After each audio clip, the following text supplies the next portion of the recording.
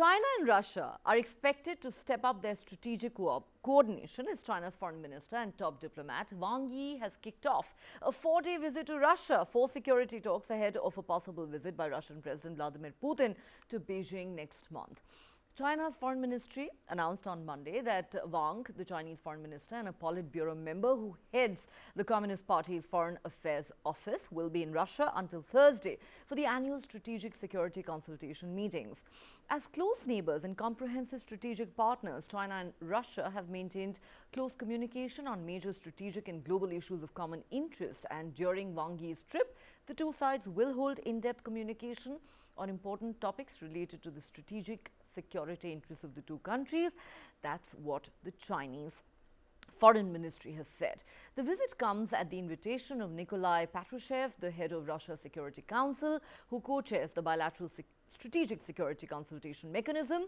Wang Yi is expected to lay the groundwork, as we said, for a possible visit by Putin to Beijing, where he would join Chinese President Xi Jinping in the Third Belt and Road Summit in the Chinese capital next month. It would be Putin's first visit to China since he invaded Ukraine. Wang Yi's Russia trip was confirmed by Beijing only hours after he wrapped up what China described as open, substantive and constructive strategic negotiations with Jake Sullivan, the U.S. National Security Advisor. According to readouts from the US and China, the two sides spoke about relations between the two countries, Russia's war in Ukraine and tensions over Taiwan, which has emerged as one of the most dangerous potential flashpoints between the two powers. Wang Yi will also meet with his Russian counterpart, Sergei Lavrov, to discuss Ukraine and Asia-Pacific stability and security. The Foreign Ministry said the strengthening of cooperation on the world stage with emphasis on the joint work at the UN, BRICS, the SCO, the G20, APEC and other forums will be highlighted. Now, this week's trip is Wang's second visit to Moscow since February, and it follows North Korean leader Kim Jong-un's visit to Russia over the past week. Beijing and Moscow, which share a mutual distrust of Washington, have appeared to play up an image of unity. China has seen its rivalry with the US grow increasingly confrontational, while Russia has faced mounting pressure from the West since its invasion of Ukraine. When Putin rolled out the red carpet for Kim Jong-un at the Vostochny Cosmodrome rocket launch facility in the Russian Far East, the Chinese vice foreign minister held a meeting with the Russian ambassador in Beijing. Last month, Beijing sent Defense Chief Li Shangfu to Moscow, where he spoke at an international security conference and met with his Russian counterpart Sergei Shoigu. They pledged to promote cooperation between the two armed forces, including on military technology, and to support each other's core interests. Beijing and Moscow began their bilateral strategic security mechanism in the early 2000s. Since then, senior diplomats of the two countries have met almost every year. All right, so how significant is this? Let's find out from our in-house China expert, Shri. Shri, I'm sure you are a China expert by now, thanks to the fact that you have to hold fort on China every single night on Global Lens. So tell us, how significant is Wang Yi's visit to Russia, and the fact that it's widely expected that Putin is going to travel to Beijing next month, and it won't be the first time that he'll be there to, in a sense, express support and solidarity with Russia's Belt and Road Initiative. He's done that at least twice in the past. Of course, in global diplomacy and I guess in other spheres too, they say enemy is my friend. And while this relationship is not entirely new, but in the new geopolitical scenario that's emerging, you could very safely say that is the game that's playing out here, with Russia and China getting closer and closer by the day. So Neha, the first thing to remember is that real diplomacy is never done under the glare of cameras.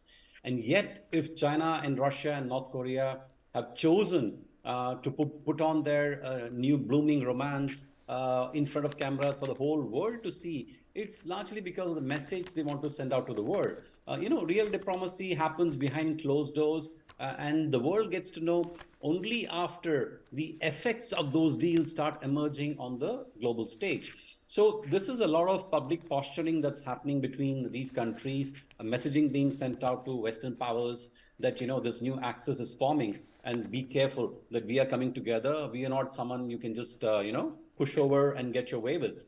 So that's a very clear signal that these three countries, China, Russia, and North Korea to a smaller extent, but essentially China and Russia are trying to send to the world. So that said, Neha, there is also no doubt that Xi Jinping's pet project, the Belt and Road Initiative, has come under a tremendous pressure, both within China and also among the participants, because a lot of these projects which have been executed are turning out to be, basically wasteful projects, white elephants, very, very difficult to execute and maintain. A lot of countries that signed up thinking that China is going to cough up the money, but China is now turning around and telling, for example, our neighbor Nepal, it's telling Nepal that you figure out where the money is going to come from.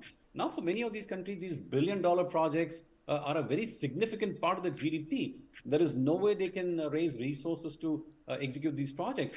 So in some sense, Xi Jinping's Belt and Road Initiative is facing an existential crisis, and it needs new supporters. And the only large supporter who can, step up to Xi Jinping this time is Vladimir Putin of Russia. And this whole coming together of Russia and China actually has been going on even before the start of the war. When Putin was at the Chinese Winter Olympic Games, they had announced an unlimited friendship partner between the two countries. So this is in continuation of that same thread. But ultimately, these are two countries, which have their own set of ambitions. While they might come together momentarily to send out a signal to take on the West, but I think eventually, Neha, they will be driven by their own concerns and their own priorities. And for them to forge any meaningful relationship that lasts decades is going to be very tough. One, because both the leaders may not be there for another 20 years. So that is a big question. But right now, it's a whole lot of posturing that's happening, messaging being sent out to the Western countries that we are together. So don't think you can mess with us that easily, Neha. All right, Sri, we don't know what's going to happen tomorrow, but you'll have to agree that as of today, Putin and Xi are definitely the new BFFs. All right, since I'm moving on to my next story now, Sri, any guesses where it's from? Don't tell me it's China. Well, you're a genius, aren't you, Sri?